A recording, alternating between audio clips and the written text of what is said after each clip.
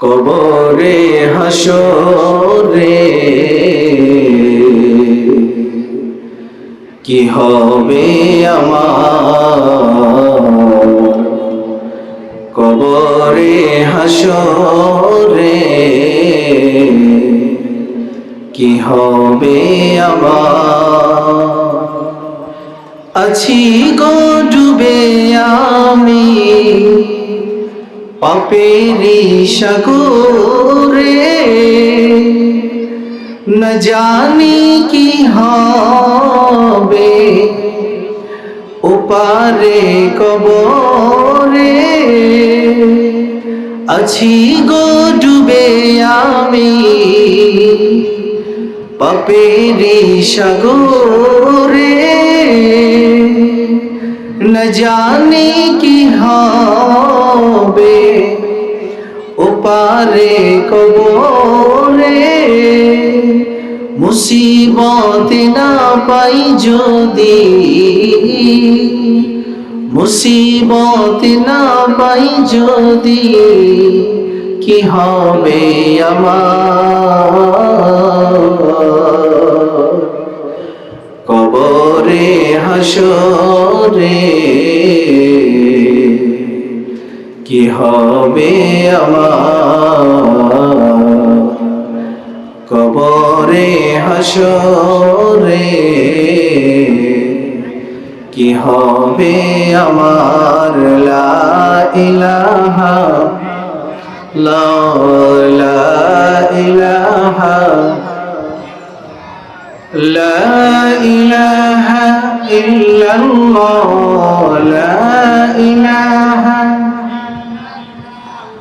লা ইলাহা ইল্লাল্লাহ, লা ইলাহা লা ইলাহা ইল্লাল্লাহ মুহাম্মাদুর রাসূলুল্লাহ সাল্লাল্লাহু আলাইহি ওয়াসাল্লাম।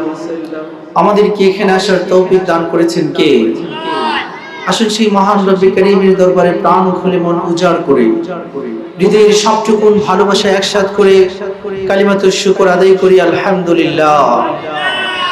সবাই পড়ি রব্বানা লাকাল হামদ হামদান কাসীরান তাইয়িবান মুবারাকান ফীহি আল্লাহুম্মা সাল্লি ওয়া সাল্লিম ওয়া বারিক আলাইহি। পবিত্র কোরআনের একটি আয়াত আপনাদের সামনে তেলাওয়াত করা হয়েছে, যেখানে আল্লাহ পাক বলেন কুল্লু নাফসিন যায়িকাতুল মাউত, প্রতিটি প্রাণীকে মৃত্যুর স্বাদ গ্রহণ করতে হবে। বলুন তো, দুনিয়ায় যে আমরা এসেছি আমাদেরকে মরতে হবে কি হবে না? তাই কথা বলেন, মরতে হবে কি হবে না? দুনিয়ায় কেউ বেঁচে থাকতে পারবে? কোনো না কোনো একদিন আমাদেরকে কবরে যেতেই হবে। এই জন্য আল্লাহ পাক পবিত্র কোরআনের 30 নম্বর পারায় সুস্পষ্ট ঘোষণা করেছেন। রব্বুল আলামিন বলেন আলহাকুমুত তাকাসুর হাত্তা যুরতুমুল মাকাবির। দুনিয়ার জীবন তোমাদেরকে মহাচ্ছন্ন করে রেখেছে। দুনিয়ার জীবন চাকচিক্য, সম্পদের লড়াই, প্রতিযোগিতা, কে কার থেকে বেশি ধনী হতে পারে, কে কার চেয়ে বেশি টাকা পয়সার মালিক হতে পারে। এই প্রতিযোগিতা আমাদেরকে আখিরাতের কথা ভুলাইয়া দিয়েছে। দুনিয়ার জীবন আমাদেরকে মহাচ্ছন্ন করে রেখেছে। দুনিয়ার পরে আমাদেরকে যে কবরের জীবনে প্রবেশ করতে হবে, হিসাব নিকাশ আমাদেরকে দিতে হবে, আমরা সবাই ভুলে গিয়েছি। আল্লাহ পাক নিজেই বলেছেন যতক্ষণ না কবরে যাব ততক্ষণ আমাদের হুঁশ ফিরবে না। তবে কিভাবে হুঁশ ফিরবে তার কয়েকটা পদ্ধতি আমাদেরকে নবীজি বলে গিয়েছেন। দুনিয়ার জীবন থেকে কেমন করে আখিরাতের জীবনের প্রস্তুতি গ্রহণ করতে পারবো সেই রাস্তা আমাদেরকে দেখাইছেন আমাদের প্রিয় নবী মুহাম্মাদুর রাসূলুল্লাহ। বলেন সবাই মুহাম্মাদুর রাসূলুল্লাহ। নবীজি আমাদেরকে সঠিক রাস্তা দেখাইছেন, আমাদেরকে সঠিক পথ দেখিয়েছেন। এজন্য আমাদের মধ্যে যারা জান্নাতে কারা কারা যেতে চাই দুইটা হাত তুলে দেখাই। নারায়ে তাকবীর। দুই হাত নামান, সবাই জান্নাতে যেতে চাই। কিন্তু যদি আমরা নবীজিকে প্রশ্ন করি ইয়া রাসূলুল্লাহ কোন আমল করলে আমরা সরাসরি জান্নাতে যেতে পারবো? নবী করিম সাল্লাল্লাহু আলাইহি ওয়াসাল্লাম বলেন, মান ক্বারাআ আয়াতাল কুরসি দুবুরা কুল্লি সালাতিন লাম ইয়ামনাহু দুখুলুল জান্নাতি ইল্লাল মাউত। 5 ওয়াক্ত নামাজের পরে আল্লাহর যে মুমিন বান্দা আয়াতুল কুরসি পাঠ করবে, তার মরতে দেরি হবে, আল্লাহ পাকের জান্নাতে প্রবেশ করতে দেরি হবে না। তাহলে বুঝে গেল আমরা একটা নতুন আমল পেলাম। জান্নাতে যারা যারা আমরা যেতে চাই, যদি প্রতিদিন 5 ওয়াক্ত নামাজ, ফজর, যোহর, আসর, মাগরিব, এশা, এই 5 ওয়াক্ত সালাতের পরে যদি আমরা আয়াতুল কুরসি পড়ি, মরার সাথে সাথে আমাদেরকে জান্নাতে প্রবেশ করিয়ে দিবেন কে? আওয়াজ করে বলেন কে? আল্লাহ পাক।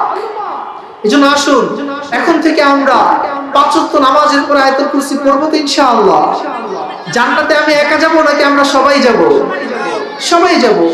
जन्नत में लेके जाएगी, जन्नत में लेके जाएगी चाहत रसूल की, माया घेरा रंगीन पृथ्वी নয় তো সুখের খনি, মায়া ঘেরা রঙিন পৃথিবী নয় তো সুখের খনি। দুনিয়ার মধ্যে চিরসুখ কখনোই পাওয়া যাবে? যে যতই কোটিপতি হোক না কেন তার অভাব আছে না নাই? যে কোনো ভাবেই অভাব লেগে থাকে।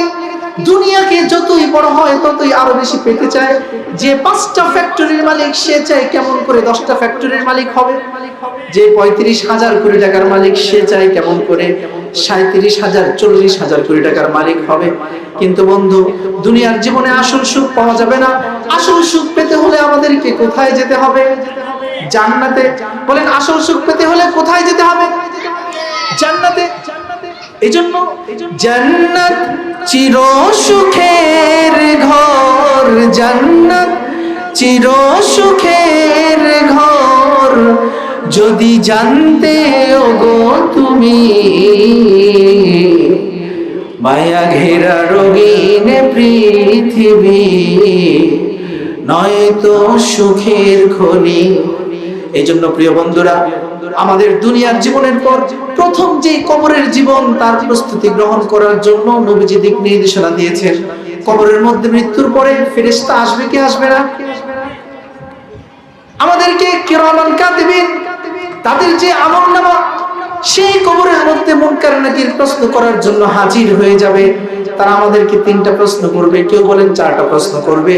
যে প্রশ্নই করুক না কেন, কবরের জীবনের, কবরের জিন্দেগি আলামে বারজাখের জীবনের যদি আমাদের নাজাত পেতে হয়, নবীজি আমাদেরকে একটা আমল শিক্ষা দিয়েছেন। প্রতিদিন রাতে এশারের নামাজের পরে সূরাতুল মুলক পাঠ করতে বলেছেন। কোন সূরা? সূরা মুলক, 67 নম্বর সূরা, 29 নম্বর পারার প্রথম সূরা। নবীজি বলেন, আল্লাহর যে মুমিন বান্দা প্রতিদিন রাতে সূরাতুল মুলক পাঠ করবে, রব্বুল আলামিন তাকে কবরের আযাব থেকে হেফাজত করবেন। এই জন্য প্রিয় বন্ধুরা, এই দুনিয়ার জীবন কিন্তু আসল জীবন নয়। এই জীবনের পরে আমাদেরকে অবশ্যই কোথায় যেতে হবে? কবরে যেতে হবে। সেই কবরের যদি আমাদের জীবন সহজ হয়ে যায়, বিশ্বনবী মুহাম্মদুর রাসূলুল্লাহ সাল্লাল্লাহু আলাইহি ওয়াসাল্লাম বলেন, নবীজি বলেন, যা আখিরাতের প্রথম স্টেশন হলো কবর। এই আখিরাতের প্রথম স্টেশন কবরের জিন্দেগি যার সহজ হয়ে যাবে, আখিরাতের টোটাল জীবনকে সহজ করে দিবেন কে? আল্লাহ পাক। এই জন্য কবরের জিন্দেগিতে কিন্তু নবীজি আমার সামনে আসবে। মুনকার নাকিরের 3টা প্রশ্নের একটা প্রশ্ন। প্রথম প্রশ্ন, মার রব্বুকা, কে তোমার রব? বলেন তো আমাদের রব কে? যারা বলেন না তারা মনে হয় জানেন না। আমি সবার কাছ থেকে শুনতে চাই, আমাদের রব কে? আল্লাহ পাক আমাদের রব। প্রথম প্রশ্ন। দ্বিতীয় প্রশ্ন, নবীজি কবরের মধ্যে হাজির হয়ে যাবেন, তখন প্রশ্ন করা হবে, ওমান হাদার রাজুলুল্লাযী বুইতা ফীকুম, কে এই মহামানব যাকে তোমাদের মাঝে পাঠানো হয়েছে? কে এই মহানবী যাকে তোমাদের মাঝে পাঠানো হয়েছে? কিন্তু যারা মুমিন মুসলমান, যারা নবীকে মেনেছে, নবীর সম্মান করেছে, নবীর সুন্নাহকে পালন করেছে, তারা বলবে, এ তো আমার আপনার নবী মুহাম্মদুর রাসূল। মৌতের সময় যদি আমরা নবীর দিদার পেয়ে যাই, কবরের মধ্যে যদি আমরা নবীকে চিনতে পারি, টোটাল আখিরাতের জিন্দেগিকে সহজ করে দিবেন কে? পাই যদি নবী গো আপনারি দিদার, মৌতের যাতনা থাকিবে না আমার। কথা বলেন ঠিক কিনা? পাই যদি নবী গো আপনারি দিদার, মৌতের যাতনা থাকিবে না আমার। দয়া যে করিয়া দিও গো দিদার, দয়া যে করিয়া দিও গো দিদার। ইয়া রাসূলুল্লাহ,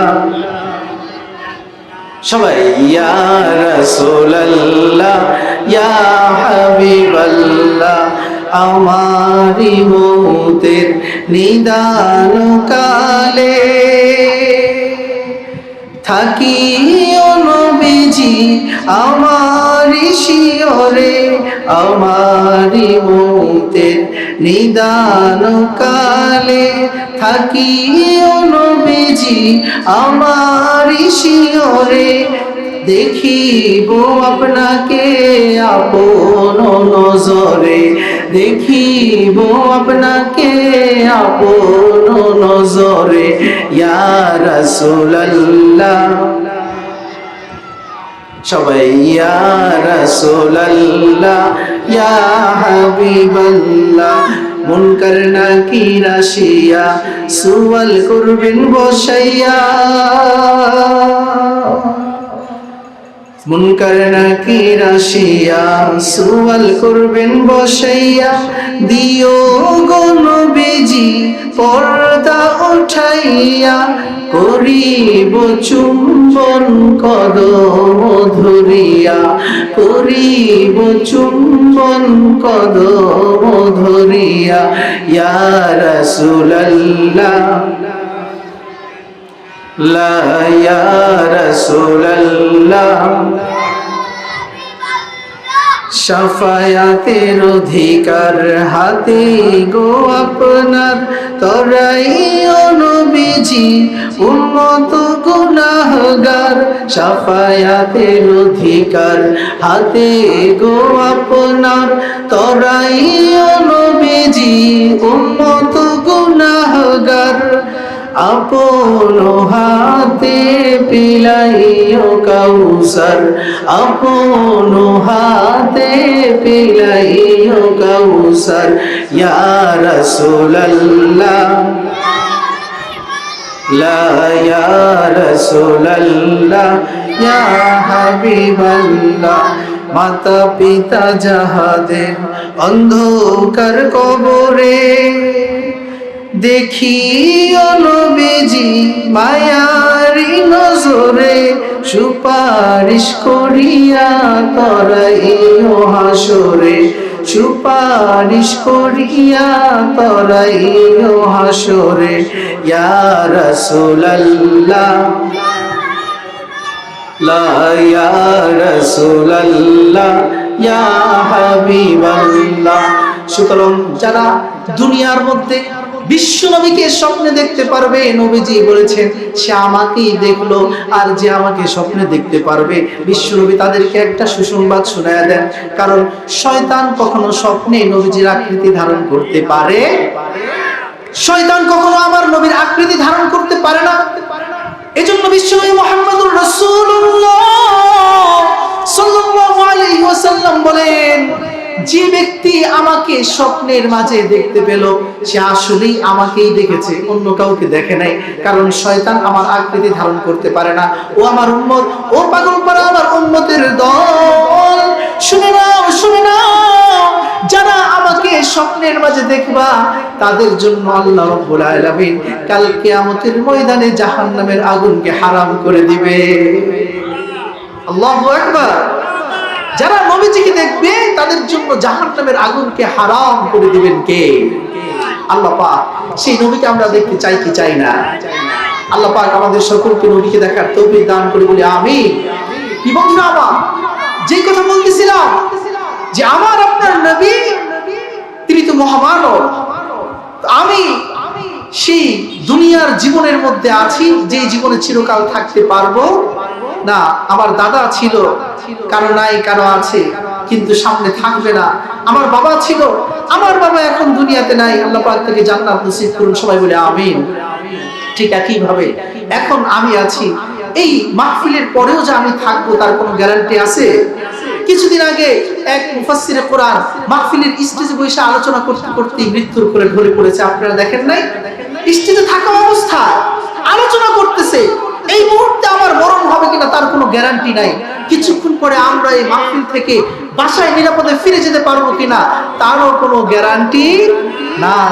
তাহলে যারা মহামানব ছিলেন তাদের মরণ কেমন হয়েছে, তারপরে আল্লাহ পাক নবীদেরকে মরণ কিভাবে দেখাইছেন, সেই বিষয়গুলো আমাদের জানার দরকার আছে না নাই? পৃথিবীর প্রথম মানবকে, প্রথম মানুষকে আদম আলাইহিস সালাতু ওয়াস সালাম। সবাইকে উত্তর দিতে হবে, এটা মুসলমানদের ঈমানের বিষয়। আমাদের আদি পিতার নাম কি? আদম আলাইহিস সালাম। সবাই বলেন আদি পিতার নাম কি? আদম আলাইহিস সালাতু ওয়াস সালাম। যখন আল্লাহ পাক ফয়সালা গ্রহণ করলেন যে তিনি মানুষ বানাইবেন, সকল ফেরেশতাদেরকে তিনি ডাক দিলেন, আসো ফেরেশতারা, তোমার সাথে আমার একটা পরামর্শ আছে, তোমাদের সাথে আমি পরামর্শ করব। রব্বুল আলামিন সেদিন ফেরেশতাদেরকে লক্ষ্য করে কি কথা বলেছিলেন? পবিত্র কোরআনের সূরাতুল বাকারার প্রথম পারার 30 নম্বর আয়াতে 5 নম্বর পৃষ্ঠার শুরুতে আল্লাহ পাক নিজে উল্লেখ করে দিয়েছেন। রব্বুল আলামিন বলেন, وَإِذْ قَالَ رَبُّكَ لِلْمَلَائِكَةِ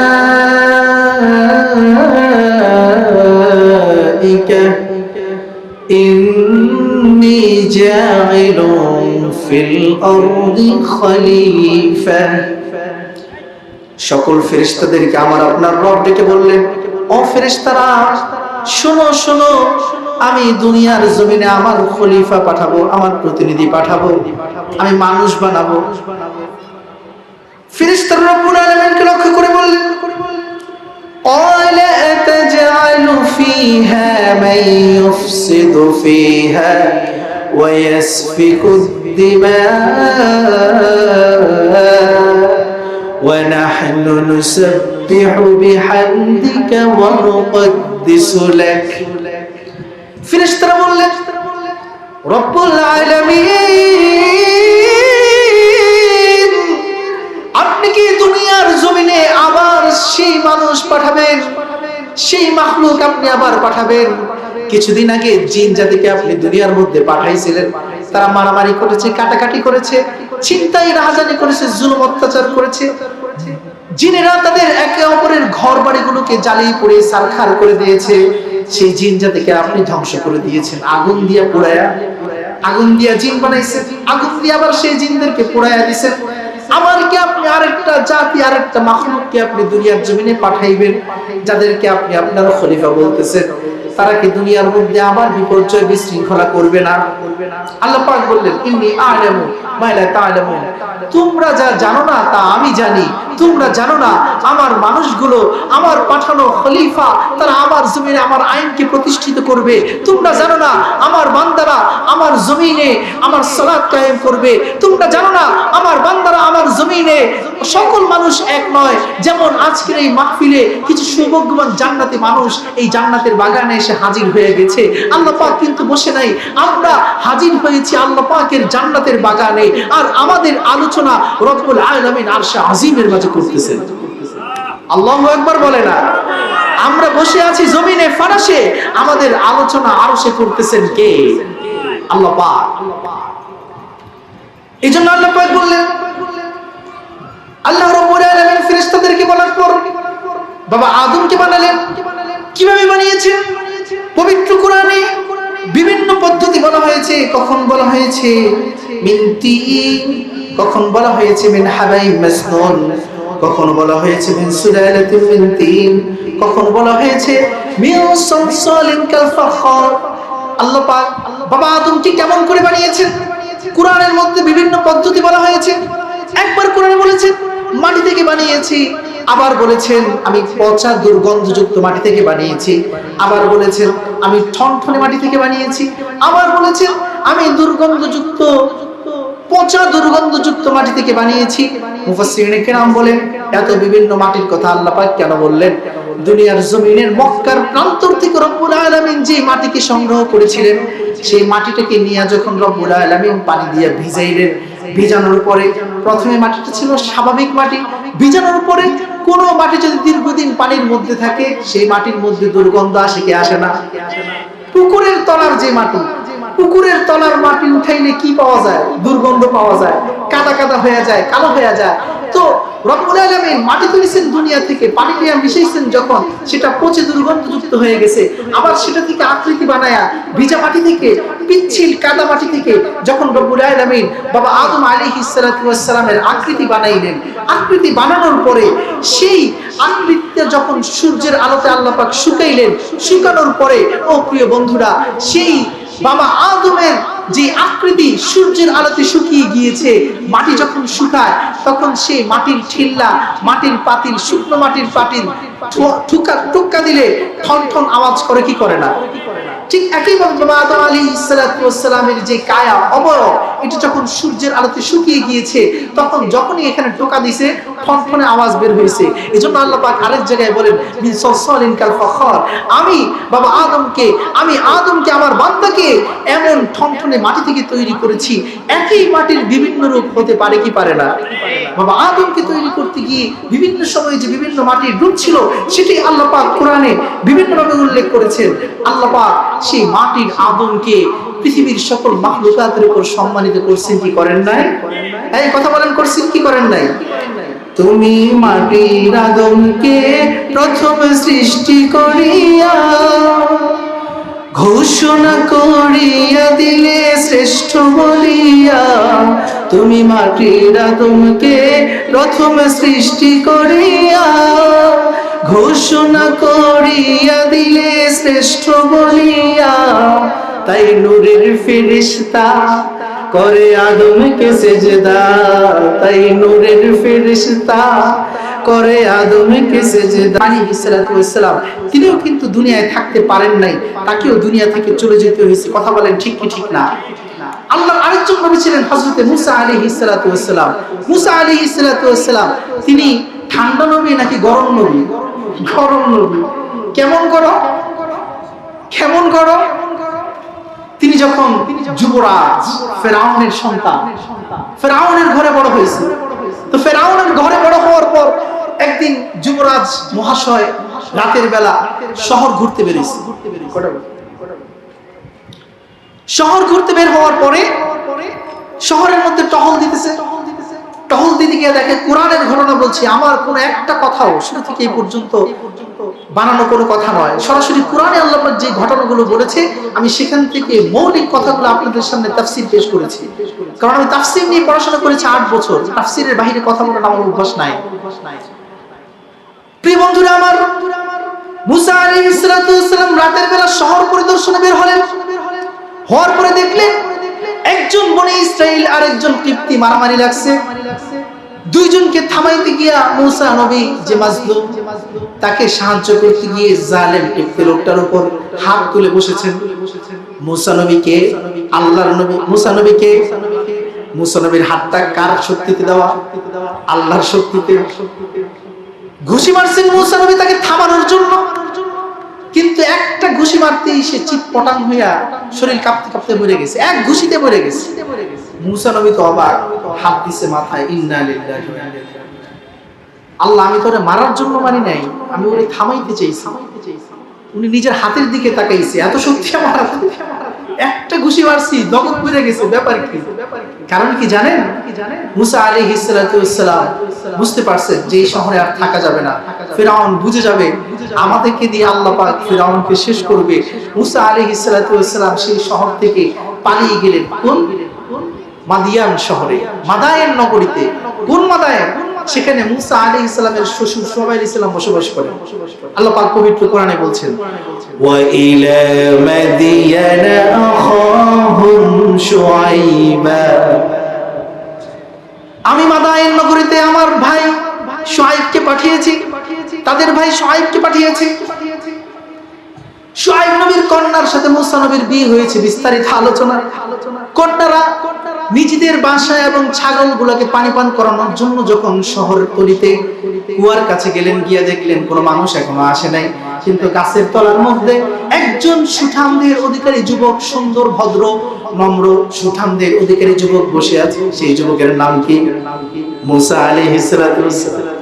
বললেন তোমাদের কি খবর? মূসা নবী জিজ্ঞাসা করলেন মেয়েদের দৃষ্টি অবনত রেখে। তারা বলল যে শহরের মানুষগুলো এসে এই কুয়ার ঢাকনা যখন উঠায়, পাথর দিয়ে কুয়া চাইপা রাখতে হয়, না হলে অন্যান্য লোকরা এসে পানি শেষ করে ফেলবে।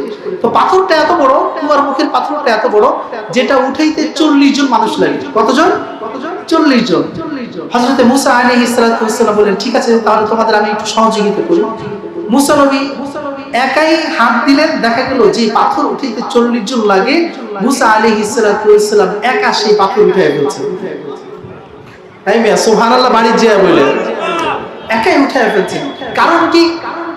হাদিসের মধ্যে এসেছে আল্লাহ পাক দুনিয়ার সমস্ত নবীদেরকে 40 জন মানুষের শক্তি দান করেছেন। আল্লাহু আকবার। 40 জন মানুষের শক্তি দুনিয়ার সকল নবীদেরকে আল্লাহ পাক দান করেছেন। সুতরাং মূসা নবী যখন একটি লোকটাকে পাঞ্চ করেছে, ঘুষি মেরেছে, এটা তো আসলে একজন মানুষের ঘুষি ছিল না, 40টা মানুষের ঘুষি একসাথে গিয়া লাগছে। এত ভারী ঘুষি পৃথিবীর কোন মানুষের পক্ষে বহন করা সম্ভব? সে মূসা আলাইহিস সালাতু ওয়াসসালামের কাছে আজরাইল এসে হাজির। পবিত্র বুখারী শরীফের 1339 নম্বর হাদিস।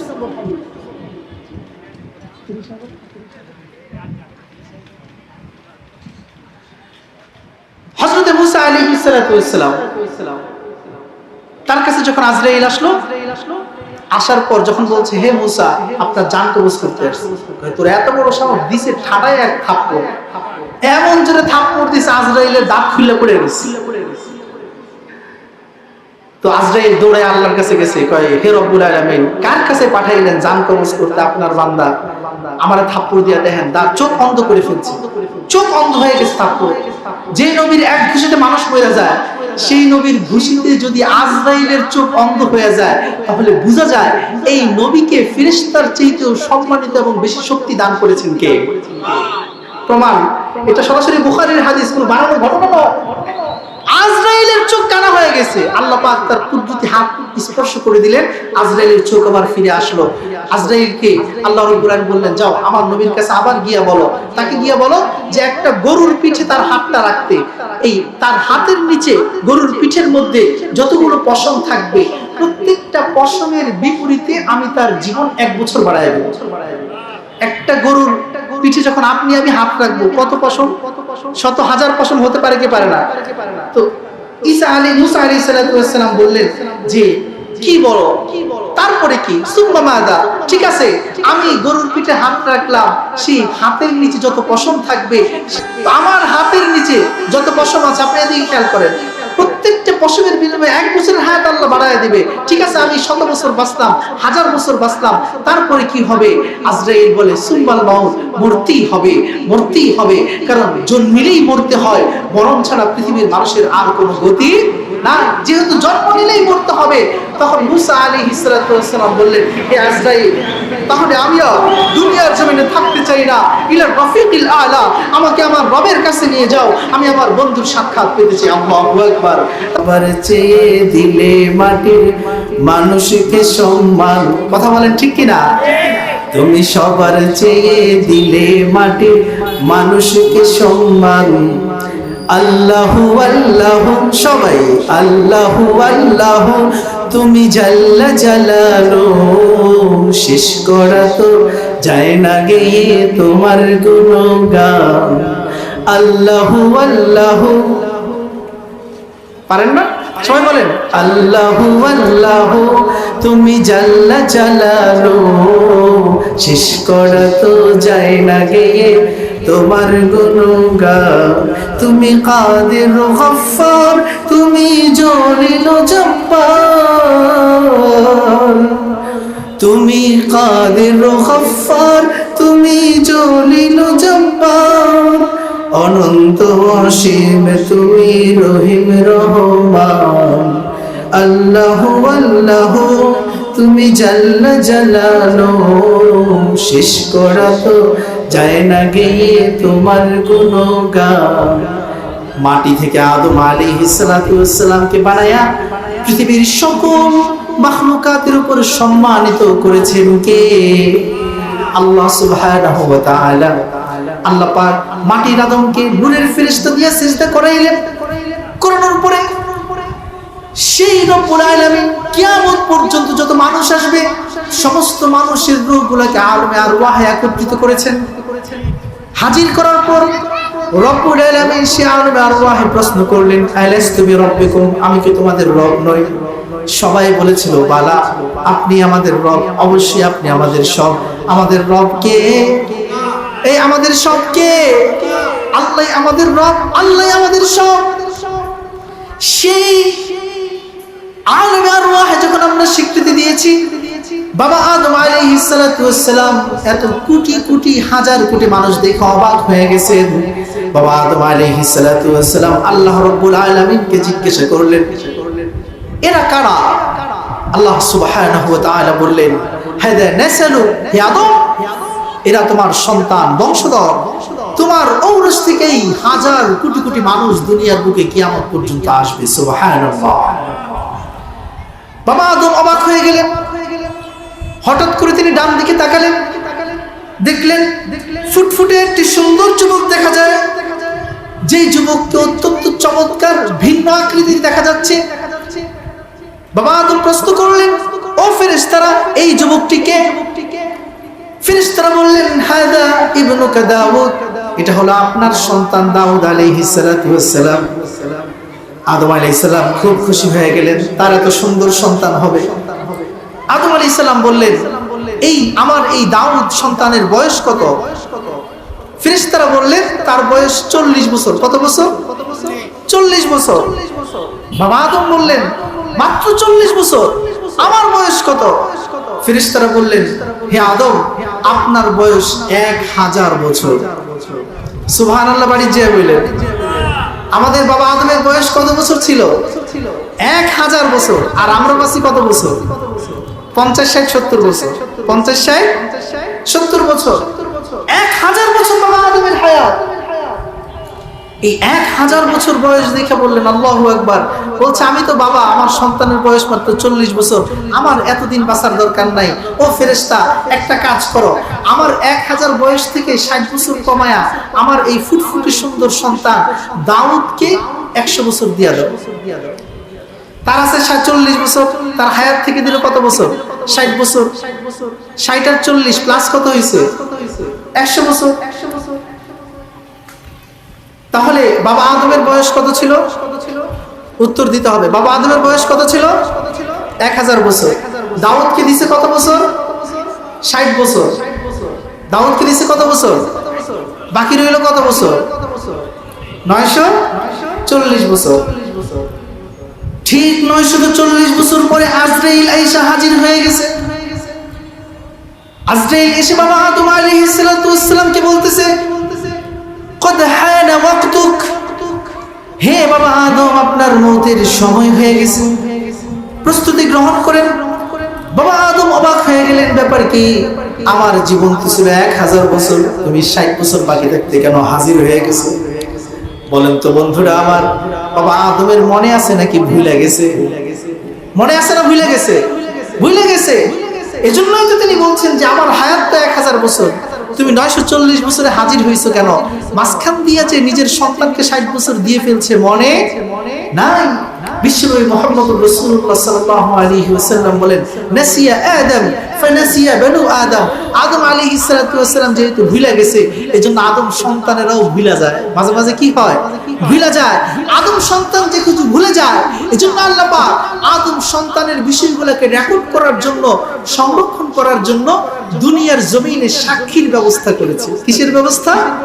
সাক্ষীর ব্যবস্থা। এজন্য আল্লাহ পাক বলেছেন যখন কোনো কিছু লিখবা দুইজন সাক্ষী রাখো, যখন বিয়ে করবা দুইজন সাক্ষী রাখো, যখন কেনা বেচা করবা দুইজন সাক্ষী রাখো। যদি স্পেশাল মুহূর্তে এসে যায়, ধর্ষণের বিষয় এসে যায়, তাহলে চারজন সাক্ষীর প্রয়োজন হয়ে যায়। সাক্ষীর কেন প্রয়োজন হয়? বাবা আদম ভুলে গেছেন, আদম সন্তানও ভুলে যায়।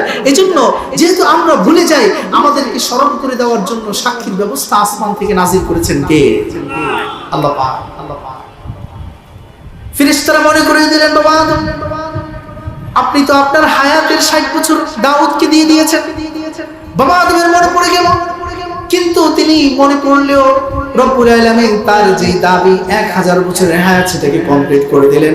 অর্থাৎ আবার 60 বছর পরে আজরাইল এসে দাউদ আদম আলাইহিস সালামের বাড়ির ঘরের সামনে হাজির হয়ে গেছে। প্রিয় বন্ধুরা আমার, খুব মনোযোগ। 1000 বছর পরেও বাবা আদমকে মরতে হয়েছে কি হয় নাই?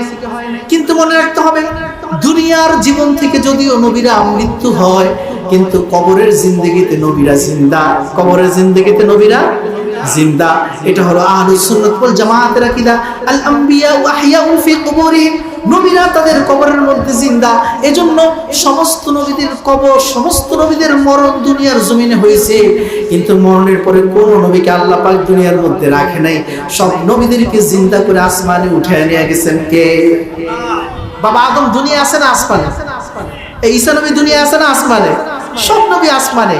আমার আপনার নবী মুহাম্মদুর রাসূলুল্লাহ সাল্লাল্লাহু আলাইহি ওয়াসাল্লাম উম্মতের মায়ায়, উম্মতের ভালোবাসায় তিনি কোথায় আছেন? দুনিয়াতে সোনার মদিনায় শুয়ে আছেন। কথা বলেন ঠিক কিনা? আমার আপনার নবী সোনার মদিনায় শুয়ে আছেন। এজন্য প্রিয় বন্ধুরা, আদম আলাইহিস সালাতু ওয়াস সালাম যিনি আমাদের প্রথম বাবা, আল্লাহর নবী, নবীরা সব নিষ্পাপ, নবীদের কোনো গুনাহ নাই, সেই নবীকেও দুনিয়া ছাড়তে হয়েছে। তাহলে আমাদের মতো আব্দুল করিম, আব্দুর রহমান, আব্দুর রহিম, আব্দুস সাত্তার, তাদের কি দুনিয়ায় চিরকাল থাকা যাবে? যাবে না। প্রস্তুতি গ্রহণ করার দরকার আছে না নাই? আল্লাহর আরেকজন নবী ছিলেন যার নাম ইদ্রিস আলাইহিস সালাতু ওয়াস সালাম। তিনি অনেক বেশি ভালো লিখতে পারতেন। পৃথিবীর মাঝে তার আগে লেখালেখির সিস্টেম ছিল না। আল্লাহ পাক ইদ্রিস আলাইহিস সালামকে লিখতে শিখাইছেন, তার থেকে পৃথিবীর মানুষ লেখা শিখেছে।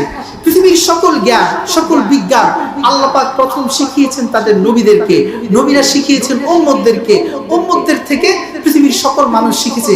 সেই নবীদের মূল শিক্ষা থেকে গবেষণা করে আজকের এই পৃথিবীর সমস্ত বিজ্ঞান, রাষ্ট্রবিজ্ঞান, সমাজ বিজ্ঞান, আইন বিজ্ঞান, পৃথিবীর সায়েন্স, ইকোনমিক্স, যত ধরনের অর্থনীতি এবং ব্যবস্থাপনার বিজ্ঞান রয়েছে, সকল বিজ্ঞানের মূল জ্ঞান নবীদেরকে শিক্ষা দিয়েছেন কে?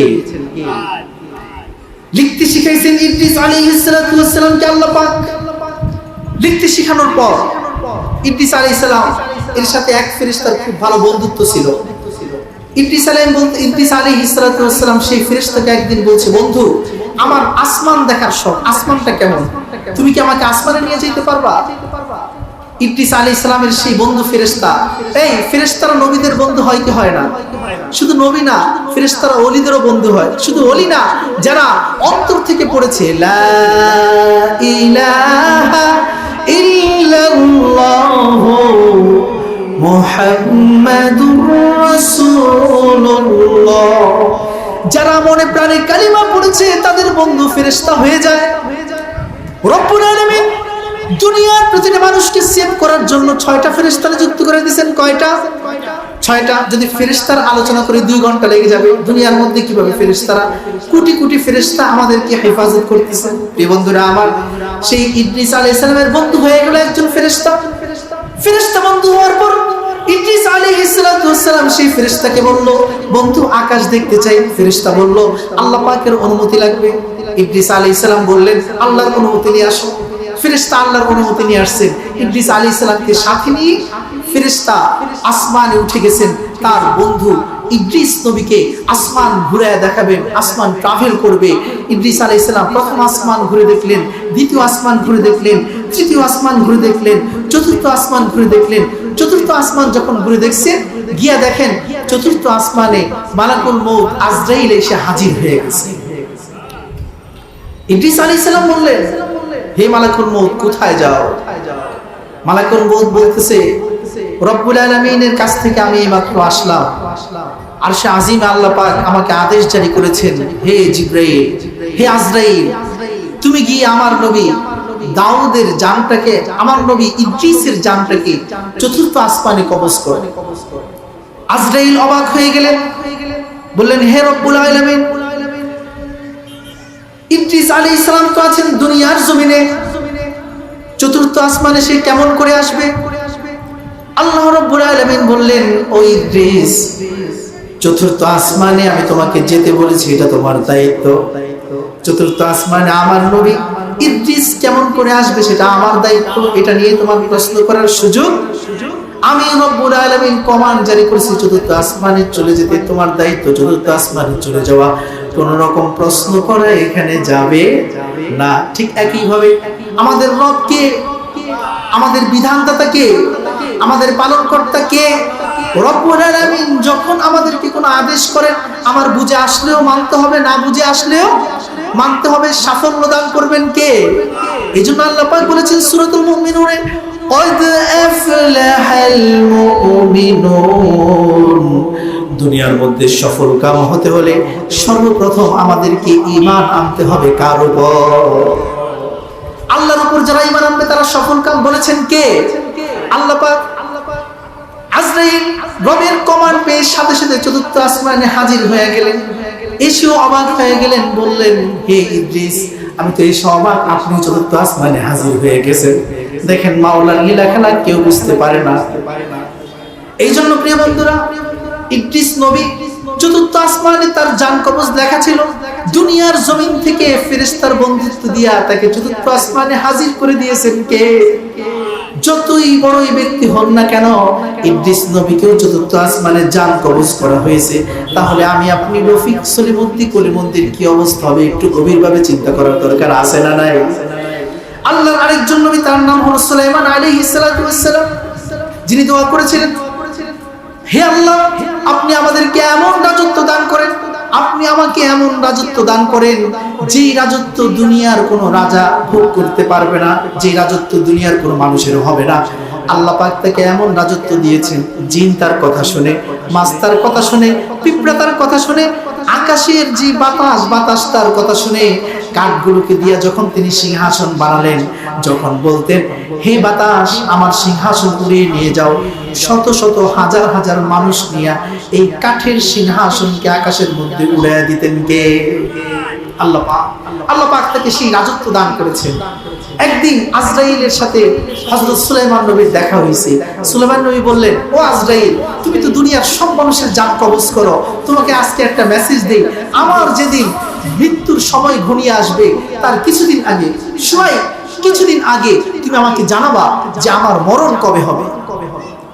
কারণ আমি চাই দুনিয়ার মধ্যে আমার একটা পবিত্র মসজিদ নির্মাণ করে যেতে, যে মসজিদের ইবাদত কিয়ামত পর্যন্ত করা হবে। সেই মসজিদের নাম কি? বাইতুল মুকাদ্দাস। সেই মসজিদের নাম কি? বাইতুল মুকাদ্দাস। মৃত্যুর সময়ের কিছুদিন পূর্বে আজরাইল হাজির হয়ে গেলেন সুলাইমান আলাইহিস সালাতু ওয়াস সালামের কাছে, বললেন হে নবী সুলাইমান, আপনার মওতের সময় ঘনিয়ে এসেছে, আপনি প্রস্তুতি গ্রহণ করেন। প্রস্তুতি গ্রহণ করার কথা যখন বলা হলো, সুলাইমান নবী জিন এবং মানুষ থেকে বিশাল এক বাহিনী বাছাই করলেন, কিছু জিনদেরকে, শ্রমিক জিনদেরকে নিয়োগ দিলেন, আবার কিছু শক্তিশালী মানুষদেরকেও, শ্রমিক মানুষদেরকেও নিয়োগ দিলেন। বাইতুল মুকাদ্দাসের মসজিদের নির্মাণ কাজ শুরু হয়ে গেল। মসজিদের নির্মাণ কাজ বানাইছে। বলুন তো, জিনেরা সুলাইমান নবীকে ভয় পায় কি পায় না? বাজারের মধ্যে দেখবেন এখনো তাবিজের কিতাবের শুরুতে লেখা থাকে সুলাইমানি তাবিজের কিতাব। আবার অনেক কবিরাজ যারা আছে তারা সুলাইমানের নাম নিয়ে তদবির করে, আছে না নাই? আছে। তো জিনরা সুলাইমান আলাইহিস সালাতু ওয়াস সালামকে বাঘের চাইতেও বেশি ভয় পাইত। তো সুলাইমান আলাইহিস সালাতু ওয়াস সালাম তো আছেন, তাই জিনেরা কাজ করতেছে। এত বিশাল পাথর এক একটা জিন বহন করতেছে যে দুনিয়ার সাধারণ মানুষ যদি এটাকে আলগাইতে যাইতো 50 থেকে 100 জন মানুষ লাগতো একটা পাথর আলগাইতে। তো জিন তো বিশাল দেহের অধিকারী, ও তো হাত দিয়ে অনেক বড় বড় পাথর কি করতে পারে, আলগাইতে পারে। পাথর নির্মাণ করছে, অপরদিকে তার মওতের সময় ঘনিয়ে এসেছে। সুলাইমান আলাইহিস সালাম একটি বুদ্ধি করলেন, তিনি একটা কাচের ঘর নির্মাণ করলেন। কাচের ঘর নির্মাণ করার পর সেই ঘরের ভিতরে কেউ ঢুকতে পারবে না, তিনি ঘর থেকে বের হতে পারবেন, আর তিনি ঢুকে গেলে সেই ঘরের ভিতরে আর কেউ ঢুকতে পারবে না। লক সিস্টেম কাচের ঘর, বাইরে থেকে দেখা যায় তিনি ভিতরে আছেন। কাচের ঘর নির্মাণ করার পর নবী সুলাইমানের একটা অলৌকিক লাঠি ছিল। প্রত্যেক নবী লাঠি ব্যবহার করেছেন। আমাদের সমাজের মধ্যে একটা প্রচলন আছে যে বুড়া হইলে লাঠি ব্যবহার করে। আসলে লাঠি ব্যবহার করা বুড়াদের রীতিনীতি না, জোয়ান কালেই লাঠি ব্যবহার করা নবীদের সুন্নাত। জোয়ান কালে লাঠি ব্যবহার করা নবীদের কি? আমার নবীর সুন্নাত লাঠি রাখা। লাঠি কতটুকু হবে? নিজের সমপরিমাণ। মানুষ যত বড় তার সমান লাঠি হবে। নবীজির লাঠি মাথায় এরকম বেঁকা ছিল না, সোজা ছিল। নবী মুসার লাঠি মাথা বেঁকা ছিল না, সোজা ছিল। নবীজি যত বড় ছিলেন তার লাঠি তত বড়। মানুষ যত বড় তার লাঠি তত বড় হবে। লাঠির অনেক ফায়দা আছে। মুসা আলাইহিস সালাতু ওয়াস সালামের তাফসীর শুনলে আপনারা বুঝতে পারবেন, পৃথিবীতে আপনার একটা লাঠি যদি আপনার সাথে থাকে, জীবনের অনেক ভয় থেকে আপনি বেঁচে যাবেন। আমাদের এই যে নারায়ণগঞ্জের চাষাড়া থেকে সাইনবোর্ডের যে রোডটা, এই রোডের মধ্যে রাত 12টা থেকে নিয়ে ভোর 5টা পর্যন্ত ডাকাতি ছিনতাই হয় কি হয় না? এখন চিন্তা করেন, আমরা যারা মুসলমান বন্ধুরা আছি, আজকে আলোচনা শুনলাম, হ্যাঁ লাঠি শুধু বুড়াদের সুন্নত না, বুড়ারাই শুধু হাঁটার জন্য লাঠি ব্যবহার করে না, বরং যারা জোয়ান তারাও লাঠি ব্যবহার করতে পারে। এটাই নবীর সুন্নত। এখন আপনি লাঠি ব্যবহারের সুন্নত আমল শুরু করলেন। আপনি যখন সেই অটোর মধ্যে উঠেন, আপনার হাতে লাঠি থাকে, তখন যদি কেউ হুন্ডা দিয়া আপনার পাশে ছিনতাই করতে আসে, লাঠি দিয়া বাড়ি দিয়ে ওরে হুন্ডা থেকে ফালাই দিতে পারবেন কি পারবেন না? যেটা লাঠি না থাকলে আপনি পারতেন না। তাহলে বলুন তো, লাঠি যদি সাথে থাকে, শত্রু, ডাকাত, ছিনতাইকারী, নিজের সম্পত্তি হননকারী কিংবা পাগলা কুকুর থেকে, সাপ থেকে নিজেকে আত্মরক্ষা করার ব্যবস্থা আছে না নাই? হ্যাঁ, লাঠির অনেক ফায়দা। ওয়ালিয়া ফিহা মাআনিবু উখরা। মুসা আলাইহিস সালাতু ওয়াস সালাম আল্লাহকে বলেন, হে আল্লাহ, লাঠির অনেক ফজিলত আছে। তো প্রিয় বন্ধুরা, সুলাইমান নবীর একটা লাঠি আছে। লাঠির বয়ান করলে 1 ঘন্টা লেগে যাবে, মজার মজার আলোচনা আছে। কিন্তু আমি যেটা বুঝাইতে চাইছিলাম, হযরত সুলাইমান আলাইহিস সালাম যখন জানলেন আজরাইল হাজির হয়ে গেছে, হে সুলাইমান নবী, আমি বলেছিলাম আপনি মসজিদের নির্মাণ কাজ শুরু করার আগে যে আপনার মওতের সময় ঘনায় আসছে। মসজিদের নির্মাণ কাজ তো শুরু হয় নাই, কিন্তু আপনার মওতের সময় তো হয়ে গেছে। সুলাইমান নবী বললেন, তাহলে মসজিদ কিভাবে কমপ্লিট হবে? সুলাইমান নবীকে আজরাইল আলাইহিস সালাম বললেন, হে সুলাইমান নবী, আপনি খোদার ডাকে সারা দিন মসজিদ নির্মাণ করার দায়িত্ব কার? আল্লাহ পাকের। সুলাইমান নবীকে বললেন, আপনি আপনার কাচের ঘরে ঢুকে যান। সুলাইমান নবী কাচের ঘরে ঢুকে গেলেন। কাচের ঘরে ঢুকে যাওয়ার পরে আজরাইল আলাইহিস সালাতু ওয়াস সালাম সুলাইমান নবীর জানটাও কবজ করে ফেলেছেন। পবিত্র কোরআনের সূরাতুস সাবার 14 নম্বর সূরার 34 নম্বর আয়াতে আল্লাহ রাব্বুল আলামিন বলেন, ফালাম্মা কাদাইনা আলাইহিল মাউত মা দাল্লাহুম আলা মাউতিহি ইল্লা দাব্বাতুল আরদ। কাচের ঘরে যখন আমার আপনার নবী সুলাইমান নবী ঢুকে গেলেন, ঢুকে যাওয়ার পরে আজরাইল সুলাইমান নবীর জানটাকেও কবজ করে ফেললেন। কবজ করার পরে সুলাইমান নবীর জান কবজ হয়ে গেছে, তিনি মরে গেছেন লাঠির মধ্যে ভর দিয়া। কিন্তু মরার পরেও লাঠি থেকে তিনি পড়েন না, দাঁড়ায় রয়েছেন। বলেন তো, মরা মানুষ থাকে, এই মরা মানুষ সুলাইমান আলাইহিস সালাতু ওয়াস সালামকে লাঠির উপর দাঁড় করায় রাখছেন কে? দুনিয়ার যদি কোনো স্বাভাবিক মানুষ হতো, মৃত্যুর পরে একই জায়গায় দাঁড়ায় থাকলে তার পা পচে যাওয়ার সম্ভাবনা আছে না নাই? তার শরীরের মধ্যে পোক ধরার সম্ভাবনা আছে, শরীরে দুর্গন্ধ ছড়ানোর সম্ভাবনা আছে। কিন্তু সুলাইমান নবী কেন পচলেন না, কেন দুর্গন্ধ হলো না? কারণ তিনি সাধারণ কোনো মানুষ নন, তিনি হলেন আল্লাহর নবী। বলেন তো, নবীরা মরণের পরে জিন্দা না মুর্দা? জিন্দা। সুলাইমান নবী সেই লাঠির উপর ভর করে দাঁড়ায় রয়েছেন, সোজা তাকায় রয়েছেন, জিন্দের দিকে বড় বড় চোখ কইরা। নবীর হায়াত তো দুনিয়ার মধ্যে নাই, তিনি আখিরাতের জগতে প্রবেশ করে ফেলেছেন। কিন্তু আল্লাহ পাক বাইতুল মুকাদ্দাসের কাজকে কমপ্লিট করার জন্য নবীকে দাঁড় করায় রাখলেন। কতদিন? 1 দিন, 10 দিন, 100 দিন, 200 দিন? না না না, 355 দিন পর্যন্ত আল্লাহ পাক সুলাইমান নবীকে দাঁড় করিয়ে রেখেছেন। 1 বছর পরে যখন বাইতুল মুকাদ্দাসের কাজকে জিনেরা সম্পন্ন করলো, কাজ শেষ করে তারা সুলাইমান নবীর কাছে এসে বসছে সুলাইমান নবীর বক্তব্য শোনার জন্য, যে আল্লাহর নবী, বাইতুল মুকাদ্দাসের কাজ শেষ করেছি, এখন আমাদের সামনের কাজ কি? সুলাইমান নবীর সামনে এসে যখন বসলো, বসার পরে হঠাৎ করে দেখা গেল সুলাইমান নবীর লাঠি ভেঙে ঠাস করে তিনি পড়ে গেছেন। আল্লাহু আকবার। জিনেরা সব মাথায় হাত দিয়েছে, কয় ইন্না লিল্লাহি ওয়া ইন্না ইলাইহি রাজিউন। যদি জানতাম যে আল্লাহর নবী সুলাইমান দুনিয়ার জমিনে বেঁচে নাই, তাহলে তো আমরা গাধার মতো খাটুনি খেটে মসজিদুল আকসা নির্মাণ করতাম না। তাহলে জিনদের মাঝে আর মানুষের মাঝে পার্থক্য আছে না নাই? জিনদেরকে দিয়া মসজিদ নির্মাণ করার জন্য সুলাইমান নবীর দুনিয়াতে থাকতে হয়েছে, কিন্তু আল্লাহ সুবহানাহু ওয়া তাআলা আমাদেরকে এমন এক শ্রেষ্ঠ নবীর, সেরা নবীর উম্মত বানিয়েছেন